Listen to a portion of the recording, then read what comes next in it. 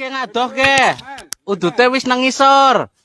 Karo mangane ke kari jikut. Syederun, seorang pria warga Pekalongan bernama Lukman sudah sepekan lebih nangkring di pohon pinus setinggi 20 meter di Moga, Pemalang, Jawa Tengah. Pohon pinus yang dinaiki Lukman ini berada di Gunung Butak, Dukuh Tumanggal, Desa Banyumudal, Kecamatan Moga, Pemalang. Berbagai upaya telah dilakukan oleh warga, tim relawan, aparat pemerintah setempat untuk membujuk Lukman agar mau turun dari pohon. Pihak keluarga juga sudah didatangkan dari Pekalongan untuk membujuknya, namun belum kunjung berhasil.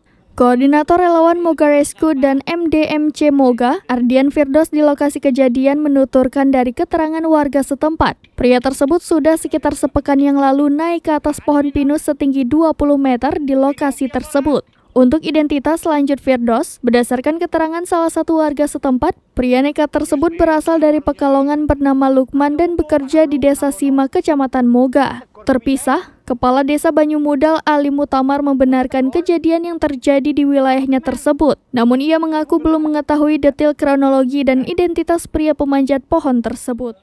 Wedine karo sapa? Kowe wedi ngopo? Medun cepetan medun. Kok duduk barang. Cepetan. Woi. Dasar as.